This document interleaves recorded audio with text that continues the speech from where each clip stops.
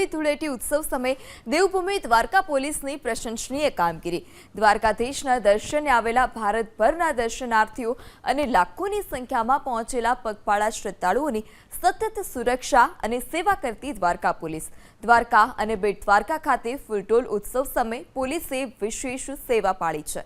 પોલીસની શ્રી ટીમે દ્વારકાધીશ મંદિરની સુરક્ષા દ્વારે વિખૂટા પડેલા 284 વયોવૃદ્ધ અને બાળકોને તેમના પરિવારજનોને શોધીને પરત કર્યા।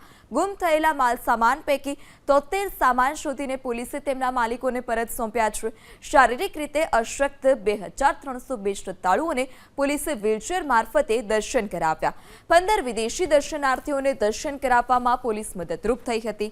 આ સાથે જ દ્વારકા અને રાજકોટ જિલ્લાના પોલીસ કર્મી, ફાયર બ્રિગેડના જવાનો, હોમગાર્ડ, જીઆરડીના 1400 જવાનો રાત દિવસ ખડે પગે રહીને સુરક્ષામાં જોડાયા હતા। મહિલા શ્રદ્ધાળુઓને કોઈપણ પ્રકારની અગવડ ન પડે તે માટે દ્વારકા અને બેટ દ્વારકામાં શ્રી ટીમ મંદિરની અંદર અને બહાર સહિત મંદિરના રૂટ પર સતત કાર્યરત રહી।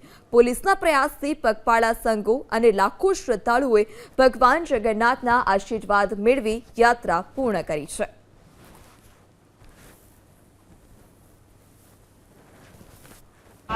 મોમેથી પધારેલો છો અને અહીંની દ્વારકાની પોલીસે અને બહુ સપોર્ટ કર્યો છે।